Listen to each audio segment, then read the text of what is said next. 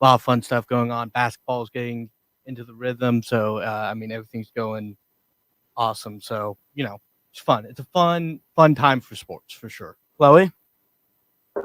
I'm doing good. Definitely a lot to talk about. Like Matthew said, I'm down here at Cool Beans, and there's definitely not too much going on here. Still a great place to be. Like we said, they got sports on all the TVs, so great place to watch basketball for sure, which we'll get into. Got some pool going on behind me, some great tunes up in here. Great to be here at Cool Beans at 1817 Lake Avenue. So we're going to jump right into it. We're not going to go too much into the 59-3 win over UConn, considering that was probably what's supposed to happen. More so a look forward to the big game against Missouri. But let's start with the game on Saturday. Joe looked good. I wouldn't say he looked great, but I thought he looked good. I thought he made the right plays. I thought Heupel was great. And more than anything, I was impressed with the defense. Mm-hmm. Despite the fact that this is a team that has underperformed, to say the least, this season. Defense has been a high point at various spots in the season, and I thought earlier in the year when you play those games against Austin P and against the whole time you're thinking the offense is going to sustain itself, but we're giving up just as many points on the defensive end. Right.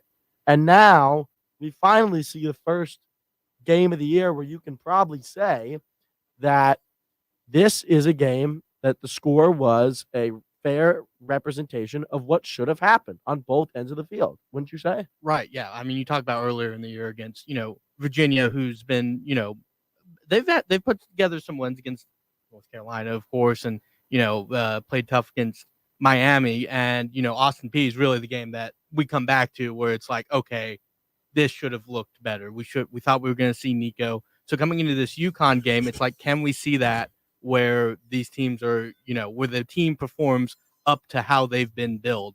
And they did just that today on Saturday. They came out there, they were focused. They were hitting the big plays early and often. Just pure domination from every side of football, and that's what you should do against UConn. UConn is one of the worst programs in college football right now, bar none. I mean, it's not. It's up there, and so that's how you're supposed to look against them.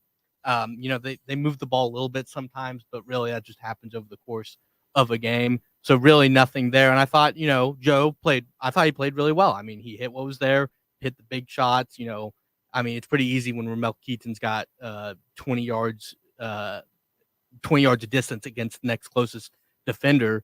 So, it wasn't a very difficult job. They probably could have just ran the ball the entire game and won.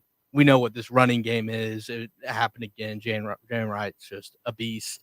So, yeah, it's good to see. Good to see that defense turnovers. I think that was the most defensive touchdowns the Tennessee Volunteers have ever scored in a game with 3, and they were almost back to back. I know that there was one at the end of the first half, and then 2 to start off the second half. Aaron Beasley's a beast, of course. He really continued the strong tape he put out there at the end of last year, especially that Clemson game, and he's been playing really well, and he got himself a touchdown along with Tyler Barron, I think, Jalen McCullough. Chloe?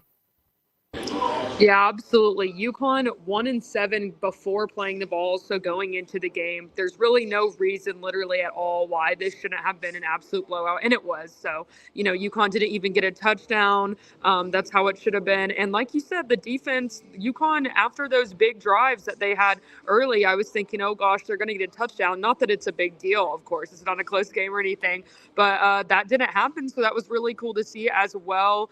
Definitely thought Joe had a good game, despite the fact it's still UConn. Still great to see that, of course, as well.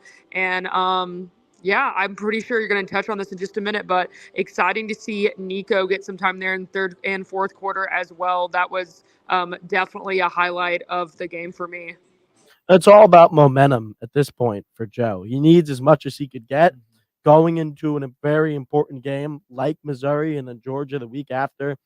Any momentum you can get of any kind is good momentum. Well, and he's been building that, over the past couple of weeks. Sure. Yep. He hasn't really had a bad game since what that. It's been a while. I'm trying to think. When was the last time he had just a really awful game? He played well in the Alabama game. he played pretty solid in the Texas A&M game. Besides that really bad pick, I'd say that Texas A&M game.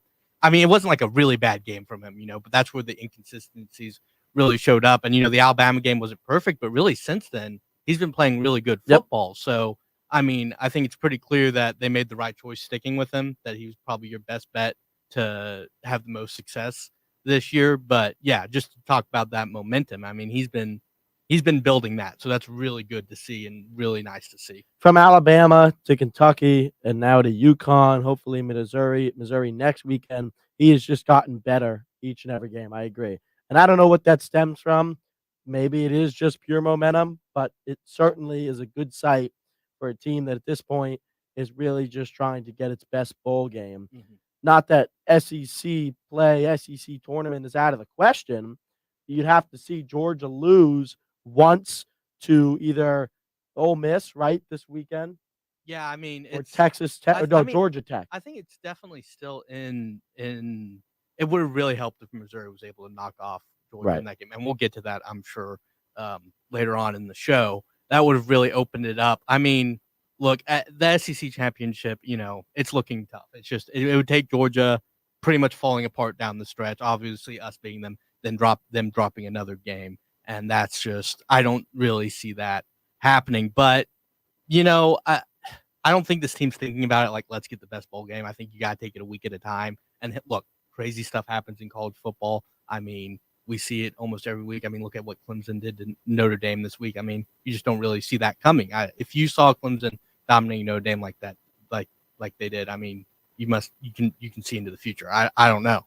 So, I mean, you got to take it a week at a time. And I mean, just win as many games as you can. You've got two big matchups coming up against Missouri and Georgia to really try and make it hard maybe on that playoff committee that, hey, that'd be wins over, a top 12 team. And then Georgia, who's number 2 in the playoff committee right now. So, I mean, those would be big ones. And also we have to talk about Nico at some point. I don't know if you're getting to that. I got a list. Okay. I like your point specifically on the build of this team and what their message is. I don't know what Heupel's message is in particular, but when you go into these types of games and it's opportunity after opportunity, the most important thing is that you embrace it and you take with it and you learn from it. And I think this team has done an excellent job this season of making up for their mistakes. One of the biggest issues we've seen all season was stopping the third down on defense, right? And we've seen that really progress. For example, this weekend against UConn, UConn was just 5 of 17 in the third down efficiency. And then our offensive line has not been great all season. It has been great over the last 2 games in particular. So Joe's getting help from his receivers. He's getting help from his O-line. And everyone's really chipping in to what looks like a team that's finally getting into shape. We can talk about Nico. Now, Nico, again, it's his spot to lose next year, right? Mm-hmm.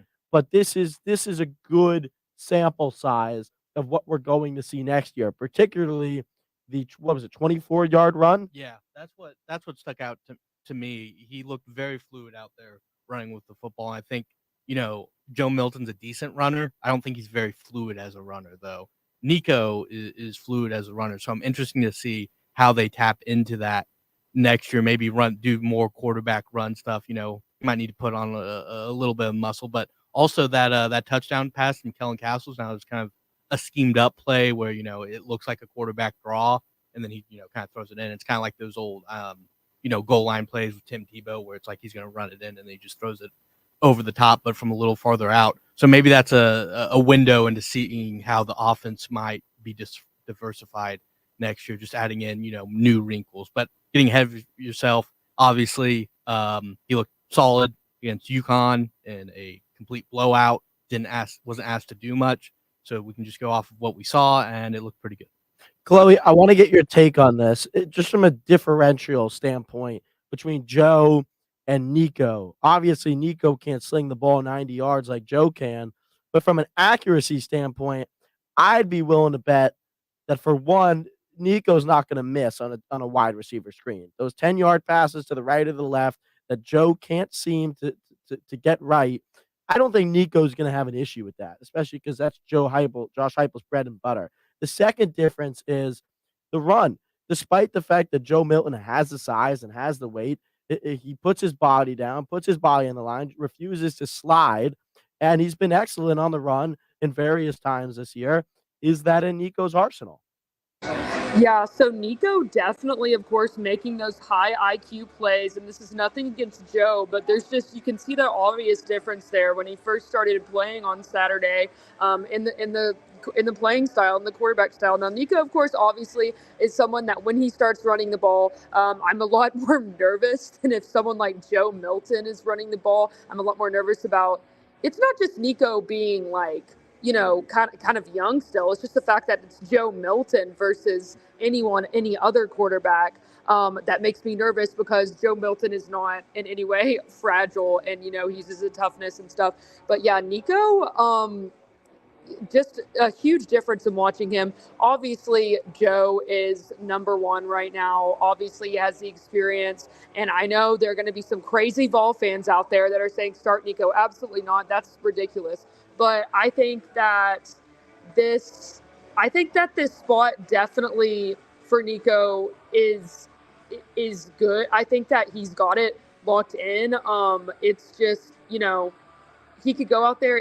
Granted, it was UConn, but he can go out there and play like that in a bunch of people. Definitely excited for it. Definitely more excited than what I saw in the orange and white game. Of course, it's just the orange and white game. That's nothing. There's not a lot you can gain from playing your own team. But it was definitely good to see this again, and definitely good to have a game where we could see. Even the third, fourth string come out there and get some minutes in for sure. We thought that might happen in Austin Peay, but that obviously did not. But Nico, definitely high IQ, definitely different playing style, and definitely very good things happening. Very different from Joe, but just as good, I would say. Gabriel, assuming your point is correct, that the Volunteers are looking at it 1 week at a time as opposed to what the goal is or what the SEC championship might look like, or do they have college football playoff aspirations? Assuming that's what they're talking about, this game on Saturday against Missouri is the biggest game of the year. Would you say? Yeah, of course. I mean, with that standpoint, yes, Missouri is the biggest game. Look, they went down to Athens and they played that team tough. I don't remember the final score, but it was a lot closer throughout the game, and Missouri really played them tough. And Missouri is a really good team. They've got an experienced quarterback that set the SEC record for most passes attempts without an interception. Now, the past couple of weeks, I think he's thrown an interception in 3 straight weeks. So it's going to be interesting to see how we're able to take advantage of that. But Missouri is a good team. Now, last week I said I wasn't terrified of them, and I stand by that. It's still a very important game. And as a team, you can't be like, oh, we're just going to walk through Missouri. But I think Missouri's just missing some oomph. I don't really see the dominant players, right? I think there's still a talent discrepancy between Missouri and the Vols. I mean, you look at what Missouri's good at, and it's kind of, I want to call it like a balanced offense, really. I don't know. They get the job done, right, on offense. 1 week it's running the ball, 1 week it's passing the ball and avoiding turnovers. So, yeah, I'd say it is the biggest game for the Vols of the season. If you're looking at it 1 week at a time, of course, after that game, you have another biggest game of the season for the Vols. But I don't even know if they even look at it as the biggest game of the season. You gotta just look at it as business as usual, right? It's just another matchup. We got a team to play. We gotta go on the road, which is always tough in college football, and we gotta come in focused and avoid mistakes. And we've seen an improvement from this team in playing on the road. If you just look at that, Alabama game and that Kentucky game versus the Florida game, just a stark contrast. So it's going to be important that they kind of remember those lessons that they learned in that Florida game. It's interesting. I'm looking at the stats now. Brady Cook in passing yards at 2,471. Cody Schrader at 919 rushing yards. And in receiving yards, Luther Burden the third at 958. Now compare this to Tennessee. Joe Milton, 2017 to Brady Cook's 2471. So Missouri beats him out there. Rushing yards, Jalen Wright also loses the matchup, 826 to Cody's 919. And Luther Burden beats out Squirrel White in a landslide, 557 to Luther's 958. So you look at it this way and you say, okay, head to head, it really seems like Missouri has an advantage. But from a team standpoint, if you look at the team numbers, Missouri's offense is not better than Tennessee's. No. Missouri has averaged less than Tennessee all year long. Total touchdowns, points per game, rush yards as a team. All that, they don't beat Tennessee. The thing that interests me the most, Tennessee's biggest problem all year, in my opinion, aside from the various special teams, is being able to get stops on third down. It just got to a point this season where you look at these great two-stop plays, right? First down, stop. Second down, sack. Now it's 3rd and 15, 3rd and 12, 3rd and 8, and now you just give up a 20-yard play, a 15-yard run, whatever it might be. And this is something that Missouri does just under 50% of the time in third down efficiency. So it'll be interesting to see how Tennessee manages themselves on the defensive end. Your thoughts on how the Tennessee plays defense this weekend? Well, it's interesting. I think that those third down issues really stem from issues in the secondary, especially since Kamal Hadden went down. And I think obviously against UConn, we saw improvement, but we still saw receivers get open. And, you can't harp on that too much because it's a long game and those things just happen and you don't really know what the scheme was defensively or anything like that. But, I think those issues are still there. And I think that's going to be the key from this Tennessee team is how that secondary plays. And, it starts up front. It starts with getting a good pass rush on Missouri and on those third and longs, just getting after the quarterback. Because when the quarterback is pressured, he will make mistakes. And Brady Cook has made some mistakes this year as of recent. So he's not riding with momentum right now. No, he does not have that Joe Milton momentum right now. So that's a quarterback that you can put in bad situations and kind of force him to make mistakes. And of course, I'm not really scared of their run game either, just because of what this Tennessee team has done against run games this entire year. And just to talk about the stats, their running back stats. I mean, that's with one guy getting the majority of the carries in Tennessee. Right. We like to mix it up with 3 different guys, really. I mean, lately, more like 2. But it's just a variety of things that Tennessee can do that I think gives them the edge against Missouri, just because of I can't take Missouri that seriously. I think Tennessee has a better coach. I think Tennessee, maybe not the better quarterback, but well, so that was my next point, and Chloe, I'll go to you. We talk about it on this show all the time, where Joe Milton could be one of the best quarterbacks in college football if he makes the right read every time. We've seen all year long him pass it when he's supposed to run it, throw it when he's supposed to hand it off. We've seen him not make the right reads. From a leadership standpoint, if Joe Milton is just goes out there and makes the right read time and time again, we're looking at what could be a landslide on Saturday.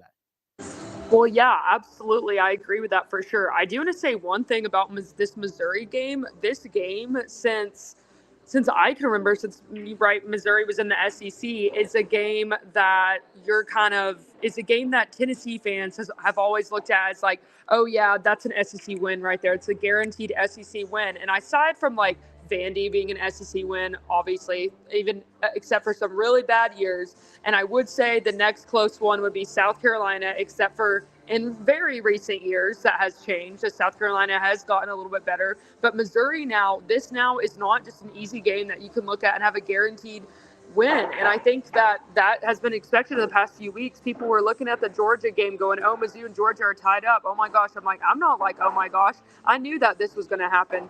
I knew that it was going to be a closer one than expected with Missouri and Georgia. So I just think a lot of people are freaking out because Missouri now is not that easy SEC win we thought it would be. But this could be also very well a game for Tennessee to slip up on, which brings me to the point of Joe Milton. If Joe Milton does have a good game, of course, this could get off to a high lead very fast. But like you said, it will still come back to the defense at the end of the day and making those mistakes. And then we also had like an Alabama that was an offensive mistake with Joe Milton where I wouldn't say that was at all his fault, but after that scoop and score, Tennessee just was not looking the same since. Obviously, I think we can all agree that was not Joe Milton's fault at that game. That was a great game. But it is just those little mistakes. I mean, Joe Milton throwing an interception, anything like that could change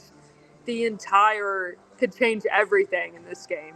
But like you said, if Joe Milton's firing on all cylinders, could be very different, and we'll be looking back thinking, why were we even worried about that? I think it's really gonna come down. I think the offense has to show up this week because The run run game. I think just the secondary, I think the issues are there, and they're there to stay for the course of this year. And so you're just gonna have to make up some ground on offense where if they get these third down conversions, you can just respond, right? So I think it's gonna be very critical that Joe Milton has a good game. He's got to at least play up to Brady Cook's level at this point, and he's got to at least match him in what he does.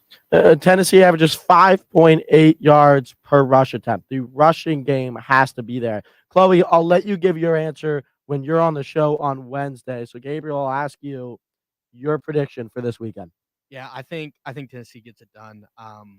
Some of it might be that old Tennessee fan in me, where I just don't take Missouri completely seriously. But I do think Tennessee matches well up against this team. I think they're going to be able to run the ball. I think, the secondary is a weakness. They should be able to get some pressure against the quarterback. I think it's slightly high scoring, maybe not by last year's Tennessee standards, but I'll give Tennessee the win, like 35-28. Tennessee is favored on the road by 1 at the moment. We are going to take a quick break. When we come back, we will have college football for you. We will be right back. Stay with us. The Rock thanks Cool Beans, 1817 Lake Avenue, 1 block south of the Strip, for sponsoring and hosting Monday night Rock Solid Sports broadcast at 7 p.m. Cool Beans is the campus headquarters for food, brews, pool, shot starts, sports, and more fun. Tuesday night is team trivia night, and Thursday nights are for bingo. CoolBeansBar.com or their Facebook page for more info. Support for WUTK comes from Fieldhouse Social, the modern sports bar next to campus at University Commons. Fieldhouse Social serves American craft fare such as burgers, wings, and more with high tops around the bar, a separate dining area, and a center lounge with leather chairs and couches in front of their 23-foot LED TV wall for Tennessee and pro sports. Fieldhouse Social is an outdoor patio with trivia twice a week and sponsors Wednesday's Rock Solid Sports. FieldhouseSocial.com. 90.3 The Rock thanks the UT Athletic Department for their support. The 2023 football Vols will play home games at Neyland Stadium against SEC rivals South Carolina, Georgia, Texas A&M, and others. Allvols.com for info, with a link at WUTKradio.com. UT student ticket info is at bigorangetics.utk.edu. 90.3 The Rock says, Go Vols!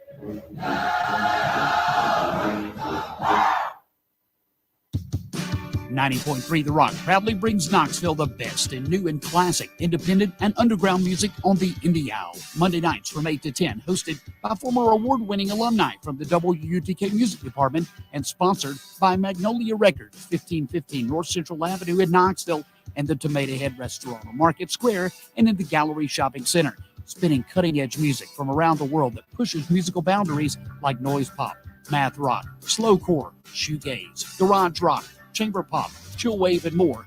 The Indie Owl brings you hard-to-find music from the artists that make it to the listeners who love it. The Indie Owl also provides independent artist news and chances to win Tomato Head and Magnolia Records gift cards. Tune in to Knoxville's true independent radio. The Indie Owl, Monday nights at 8, only on 90.3 The Rock, always bringing Knoxville new music first.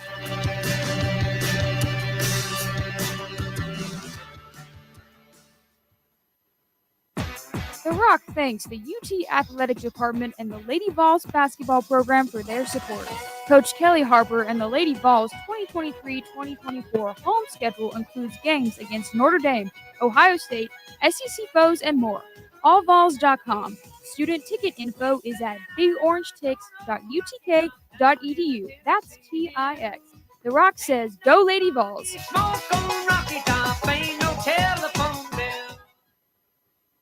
This is Leslie Wood. This is Tommy Womack. This is Carrie Rodriguez. This is Mark Sully from Rusty Truck. Warren Haynes of Government G Bureau. Love and Special Sauce. Hey, this is John from Super Drag. Web Wild. We're cut through Shamrock. You're listening to 90.3. 90.3. 90.3. 90.3. 90.3. 90.3. 90.3. 90.3 The Rock. The Rock. The Rock. The Rock. The Rock. The Rock. The Rock. Who the hell is that? Howard Stern? The Rock thanks the UT Athletic Department for their support. Info for the UT Volunteers next home football game Saturday, November 18th versus Georgia with a kickoff time to be determined is sold out. Student ticket request period is November 8th and 9th at bigorangetics.utk.edu. Tune in to WUTK's Rock Solid Sports for football coverage all season long. 90.3 The Rock says go Vols. The Rock thanks Knoxville Ice Bears Southern Professional Hockey League team for their support. Their 2023-24 home ice season from October through April includes games with Fayetteville, Huntsville, Roanoke, and more at the Civic Coliseum downtown. Single game and season tickets at KnoxvilleIceBears.com. Rock Solid Sports features Ice Bears Wednesdays with news and updates. Volunteer Radio says, go Ice Bears! The Rock thanks Knoxville Civic Auditorium and Coliseum, presenting WWE Road to WrestleMania, Saturday, February the 3rd, for their support. The WWE Road to WrestleMania comes to Knoxville for the first time in 4 years, featuring some of wrestling's top stars like Seth Rollins, Cody Rhodes, LA Knight, and more. Tickets and more info is at KnoxvilleColiseum.com. Volunteer Radio thanks the UT Athletic Department and the men's basketball program for their support. Coach Barnes' 9th season on the Summit includes home games against Kentucky, Vandy, and more at Thompson Bowling Arena. AllVols.com. Student ticket info and login is at bigorangetics.utk.edu. That's TIX. Volunteer Radio says, go Vols basketball!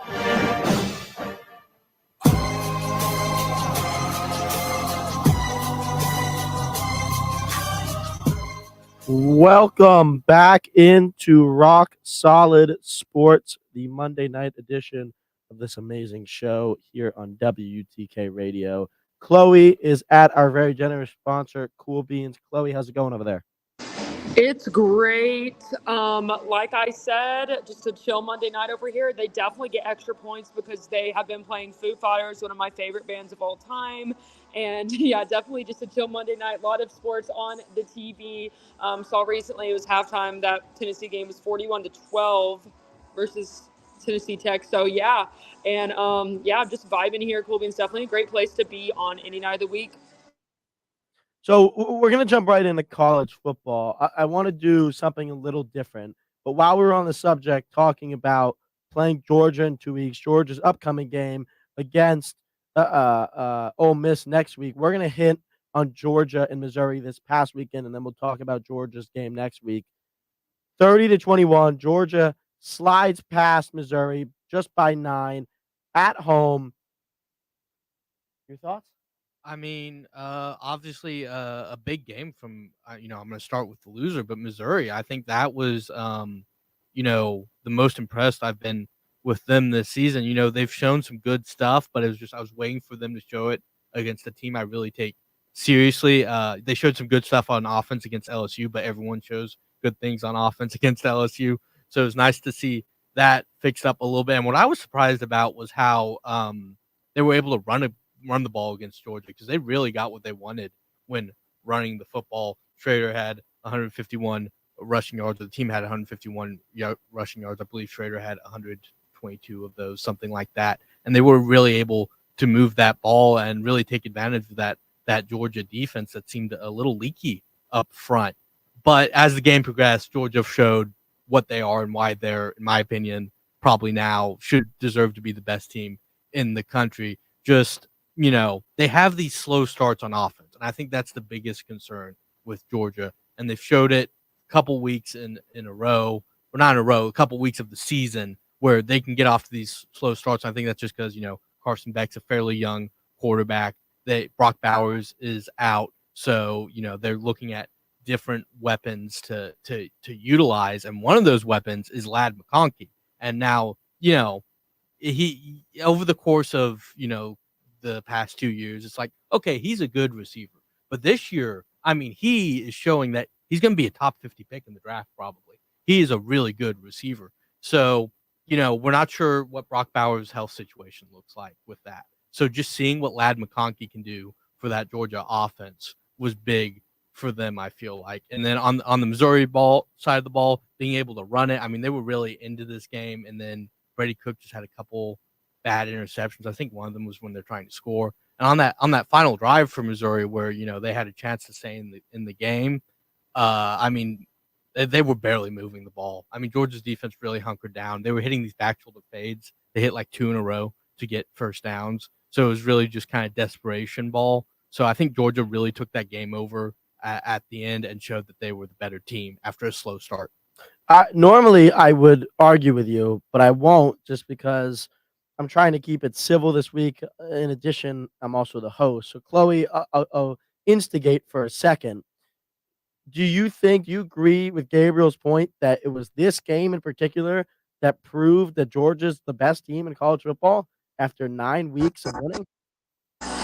No, I don't. I still don't think that Georgia's really proven that at all. I mean, I think that I would. Wow. I think that if there was a game for Georgia to prove it, I don't think it's happened yet. I think that Georgia has, like Gabriel, I definitely agree with Gabriel what he said about Georgia is able to adjust to their opponent and able to do what needs to happen when it needs to happen. And that is what happened with Missouri. They did it in multiple games thus far in the season. Sorry, I'm on my phone, so I don't have the stats in front of me, but I'm kind of spitballing this. But Georgia has definitely been able to get the wins and to make the right plays at the right moment. So I agree with that for sure. As far as them being the best team in college football, I think that I definitely would agree with that, but I don't think that they've have had a specific game to prove that yet. Yeah, I think here's the thing. It's just that offense starts so slow, and they showed it. The game. I don't disagree. The game that is seared into my mind is that Auburn game, where Auburn is not a good football team this year. Really at the low end of the SEC this year, and they were able to get their quarterback on the move and score a little bit on the Georgia defense, and the Georgia offense just started off slow. And let's say we haven't really seen Georgia play, like in Ohio State. Obviously, no one really has played like big competition, right? Yet. But, it's hard to tell how that's going to hold up because Ohio State's offense also starts slow. So, like, it's weird because the Ohio State offense, they were struggling against Rutgers this past week. So it's really hard to really pinpoint that best team this year because I think everyone has their own flaws. It was really easy a year ago to be like Georgia's best team in college football, and the year before that to say Georgia's the best team in college football. Well, why were they the best team in college football last year and the year before? Because I think their defense was more dominant, and I think Stetson Bennett was a key piece of that offense, especially last year. He was underrated, honestly. I agree. In what he was able to do for that Georgia. Old man. I think we're realizing it now. Yeah, right. Stetson Bennett was able to. He knew all the buttons on that offense, and of course, they lost Todd Monken, their offense coordinator, to the Ravens, who are doing a great job, by the way. But I mean, it's just a combination of those things, and they're still a really good football team. They've just lost a lot, and I think when I'm looking at the rest of the college, a lot is a stretch. Todd Monken, Stetson Bennett, Jalen Carter. Those are 3 big pieces to what that team did last year. And right now he's injured, but Brock Bowers too over the past couple of weeks. But hopefully he comes back for Georgia's sake. But when you look at the rest of college football, there's just not a lot that's like, oh, this is the best team. Florida State hasn't lost a game, obviously, but I think there's concerns there that they've played down to their competition in some spots, and they've played in a fairly weak ACC this year. Fairly is an understatement. So it's just interesting. I don't think if I had to put money down, I would say that Georgia's the best team because of what they've done in the past. And I think their offense is good. It just starts off slow, and I think Ladd McConkey's coming on, and they'll get Brock Bowers back, and the offense is really going to come into shape. But honestly, I think it's wide open, and we can talk about that as we get into more games. You brought up the defense. They were the best team defensively, statistically, in college football history 2 years ago when they won the national championship. They were the best defensive team last year in college football. Another year they won a state championship. And once again, in year 3 years in a row, they are the best defensive team in college football. That's why they're number 1. That's why they're as good as they are. Yes, they lost crucial offensive pieces, Stetson Bennett being the biggest, right? But with that being said, who cares if you only score 30 points a game if you're only giving up 5 or 10? Well, here's the thing. I mean, last year, it was not that defense that won that game for them against Ohio State. Boo-hoo, one game. State took over that game. I know, but I'm just saying when we get into this, if a team, you need to have an offense in case your defense shuts down. I'm not saying Georgia doesn't have an offense. It's just going to be interesting to see when they play in some of these really tough games if that offense can deliver. There's going to be a lot of pressure on Carson Beck's shoulders and Brock Bowers' shoulders to deliver if the defense doesn't show up. And I think this is the worst defense they've had in 3 years, which isn't saying a lot because of how good the defenses have been in the past. But it just still the best in college football. And I think it's a worse offense than they had last year. So if you're looking at it from last year to this year, okay, Georgia's gotten worse, but I also think a lot of other college football teams got worse between last year and this year. It's been a weird year in college football for a lot of reasons. The ACC has been weird. The SEC has been weird. It's just been a weird year in college football. I still think after 9 straight weeks and all 12 of last year and all 12 of the year before, they have earned the spot at number 1, and they don't have to prove anything until they prove to us that they're not. And it's their number 1 spot to lose. We'll move on to another game, Alabama and LSU. I'm not going to get too much into this because I've said it all year long. LSU is not a good football team. Okay. Brian Kelly is the most overrated coach in college football. Now, Alabama was supposed to win this game, especially being at home. Don't get me wrong. 42-28 is an accurate reflection of what this game is supposed to look like. But with that being said, LSU, to what people are saying, talking about their offense, talking about their defense, once again, prove me right that they are a really, and I mean this seriously, just above a mediocre team in college football. Yeah, I mean, I don't know about just above mediocre. I don't know. It's hard because of how good the offense can be with Malik Neighbors, Jaden Daniels running the ball. I mean, you could call that game. That game was just quarterbacks running all over the field between Jalen Miller. Saban ran circles. Yeah. Well, Jaden Daniels was running all over the field too. Nick Saban ran circles around Brian Kelly. Well, I'm not talking about coaching right now. I'm just talking about how the quarterbacks ran. The quarterbacks Jaden ran Daniels, excellent quarterback. The quarterbacks ran the ball a lot, and so I think 4 rushing touchdowns for Jalen Milroe and 2 for Jaden Daniels. Jaden Daniels had like 192 rushing yards or 120 rushing yards, something insane like that. So I mean, it was interesting to watch that out. It was a fun game. The thing about LSU is like you wouldn't call their offense mediocre, right? I mean, you'd say that's a pretty explosive offense. Now that defense, can you imagine if they had a good coach? It's a fair point. I think Brian. I don't know. It's weird. I don't know what he's doing. I don't know why. Does anybody? I don't know. But to continue off that defense is just so bad though, and that's like such a below average defense. I mean, it's not like USC levels bad, but it's pretty close to that bad. So it's weird. It's like, okay, a pretty above average offense and a very below average defense. So it's like, I guess that like if you average that comes into a not a great defense. Also, Jaden Daniels did get banged up a little bit in that game, and their backup had to come in, but it didn't really have a big impact on the final score. Alabama was winning that game anyway, just because of how bad that LSU defense is. And speaking of Alabama, I mean, you gotta give them props. I mean, we're not too far away from that. What was it? UAB game? No, UCF. Was it a Florida team? I don't know. That game they went where they scored like 10 points in the rain after they benched Jalen Milroe and figured out, okay, Jalen Milroe is important to this team. Right. He's the quarterback. And they've pivoted. They're probably not going to be. We'll see. I mean, we'll see how it goes down the stretch. I mean, they're looking like they got a great shot of playing in the SEC championship game. And I mean, we'll see what happens there. I mean, it'll be interesting. I mean, what great way to recover from Alabama after it always seems like at the first sign of trouble, it's like, oh, Alabama's dead and buried, guys. They're gone. But Nick Saban figures it out. He figures out something to do. Chloe, I want to ask you, because the other game of the week was Oklahoma versus Oklahoma. Oklahoma State beats the Oklahoma Sooners 27-24. Oklahoma State being at home, now ranked at 15. Both teams now 7-2. Your thoughts on the Oklahomas facing off? Well, first of all, I want to say really quick, LSU's rightful place is right around the cusp of the 25, maybe right under it. They shouldn't be in the top 10. They never should have been. Second of all, generous. I wanted to say, Oklahoma. So Oklahoma and Oklahoma State. Oklahoma State, we've been talking about them about them all season, of course, with the conference realignment and stuff like that.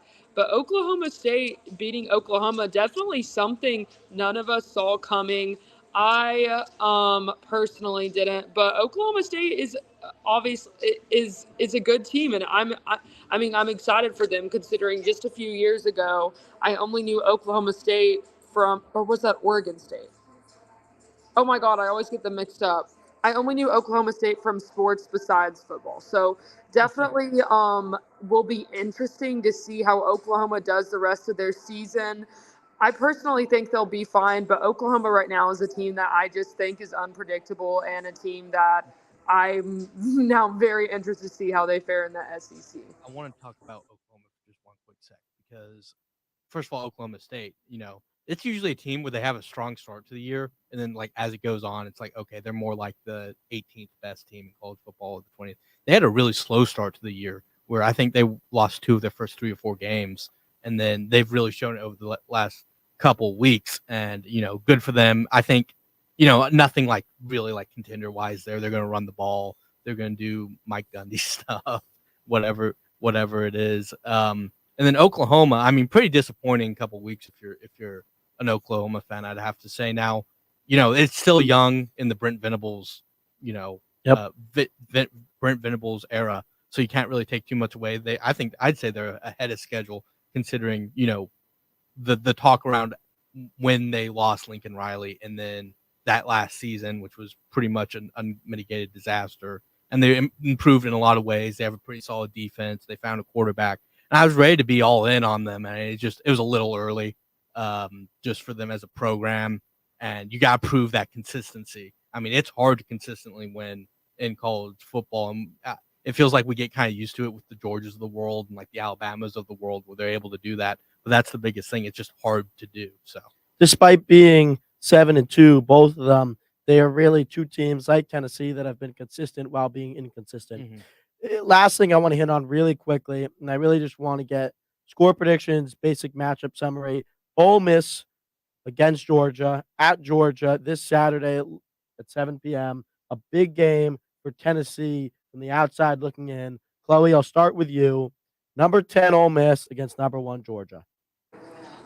Gosh, as much as Georgia's still gonna win in my eyes. But Georgia, like we've been saying, Georgia will find a way to slip. I don't know if they're gonna slip by this one per se, but Georgia will find a way to win closer than we think. I guess for a score prediction, give me a high scoring game. Give me like 42. Give me like 42-35, Georgia. Yep. I think it's good. I'd see that. Yeah, Ole Miss, just you talk about inconsistent teams. Sure. It's just like out of nowhere. You never know when it's gonna everything's gonna hit on all cylinders. Lane Kiffin, and man. they're just bombing the ball down the field, and they look unstoppable, and then the offense can't move. Throw a mustard bottle at him. He turns into Hulk. Move 5 yards down the field.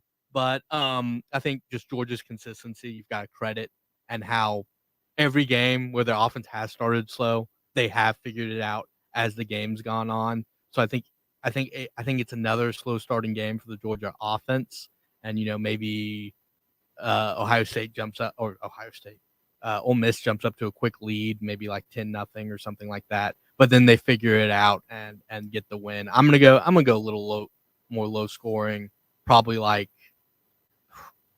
I don't know. I'll go like 40-35 Georgia. All right.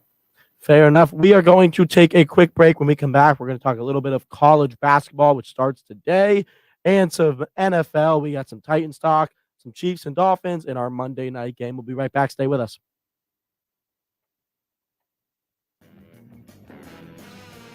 The Rock thanks Cool Beans 1817 Lake Avenue, 1 block south of the Strip, for sponsoring and hosting the Monday Night Rock Solid Sports broadcast at 7 p.m.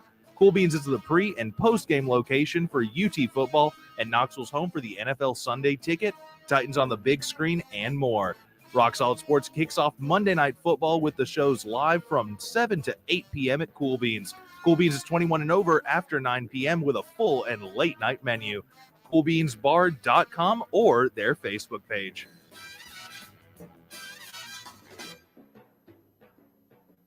The Rock thanks Knoxville Civic Auditorium and Coliseum, presenting WWE Road to WrestleMania Saturday, February the 3rd for their support.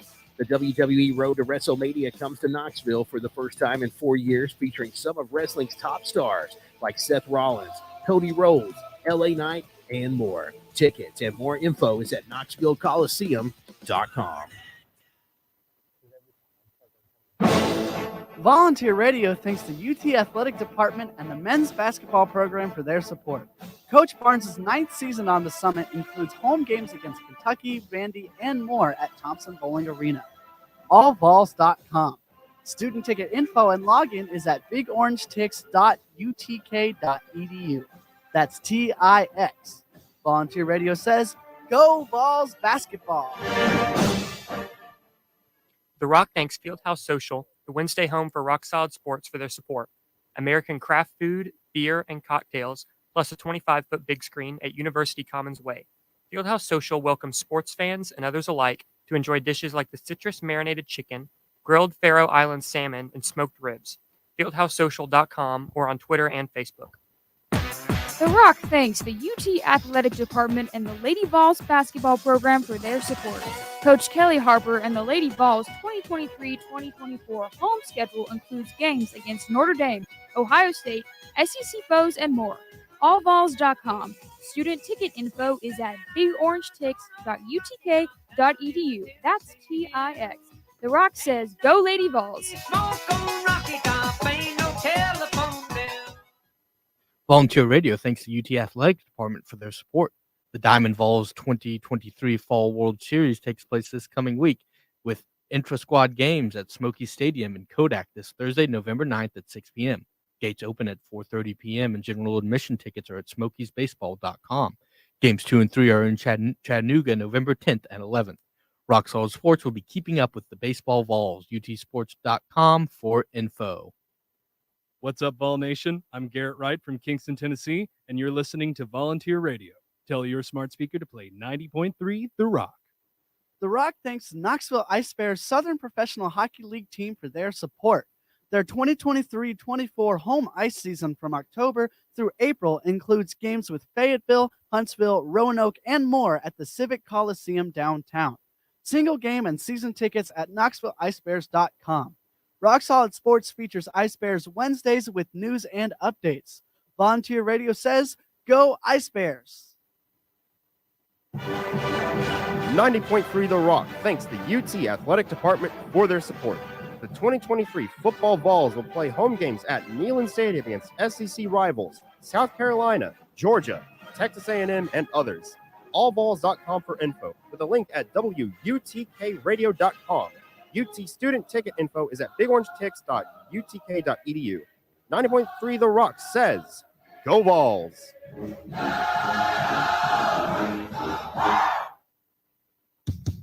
90.3 The Rock proudly brings Knoxville the best in new and classic, independent, and underground music on the Indie Owl. Monday nights from 8 to 10, hosted by former award-winning alumni from the WUTK Music Department and sponsored by Magnolia Records, 1515 North Central Avenue in Knoxville, and the Tomato Head Restaurant on Market Square and in the Gallery Shopping Center. Spinning cutting-edge music from around the world that pushes musical boundaries like noise pop, math rock, slowcore, shoegaze, garage rock, chamber pop, chillwave, and more. The Indie Owl brings you hard-to-find music from the artists that make it to the listeners who love it. The Indie Owl also provides independent artist news and chances to win Tomato Head and Magnolia Records gift cards. Tune in to Knoxville's true independent radio. The Indie Owl, Monday nights at 8, only on 90.3 The Rock, always bringing Knoxville new music first.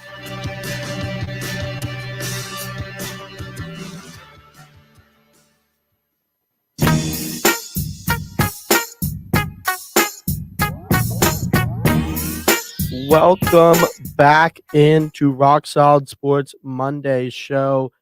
Chloe, I'm going to go out on a limb and say they got the basketball game in front of you as they start today. They start their season against Tennessee Tech. I know they're up 47-19. I'm looking at the score right now. You've had the TV in front of you. What's it look like? So actually, I'm not sure where this game is on. It might be SEC Plus or something. I'm watching They got some UConn on and some Villanova basketball on. So I do not have the game in front of me, but I have been keeping up with it on the ESPN app. 49-20, and now the updated score. The only thing I'll say about this Tennessee Volunteers team, I've covered them for the preseason. Oh, wait, it's on in there. I can see it in the reflection. They do have it on. I Okay. do want to say Cool Beans does have it on, but I'm not in Good. the right There room. you go. So Cool Beans has it done right. 49-20 at the moment. One thing I'll tell you about this team after looking at them in the preseason is this is a team that's really collected.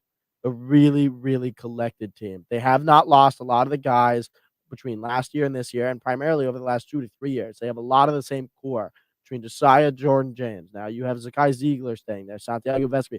This is a really collected team that has a lot of good chemistry, and that's going to be big for them down the stretch. Let's get into some NFL football. I'm going to go to our in-house Titans guy. To my right, Gabriel. Steelers wins 20-16 in Pittsburgh. Give me your take on the game. Yeah, it was always going to be a tough game for the Titans. Just a short week of preparation for a rookie quarterback, right? And the Steel got some footage out on him. We all knew those big plays that Will Levis had. That first game against the Falcons wasn't going to be completely sustainable, but there's still a lot of good you can take away from how Will Levis played against the Steelers. That one pick he had came at the very end of the game when you had to chuck the ball up into double coverage in the red zone. I think one thing I'll say about his game right now is, and this has a lot to do with the Titans having one of the worst offensive lines in the NFL. He gets a little spooked by pressure sometimes, where he brings his eyes down off the field when he really needs to keep surveying and looking for a good throw. But I mean, let's be honest here. Starting this game, you have Nicholas Petit-Frere at left tackle, and you have Andre Dillard at right tackle because Chris Hubbard, the old starting right tackle, has a concussion. All right, so you come into the game, and then Nicholas Petit-Frere goes down. So now Andre Dillard's right back at left tackle, and you have to move Dylan Radunes out at right tackle. Dylan Radunes ended up playing like two different positions on the offensive line because the right guard also got banged up.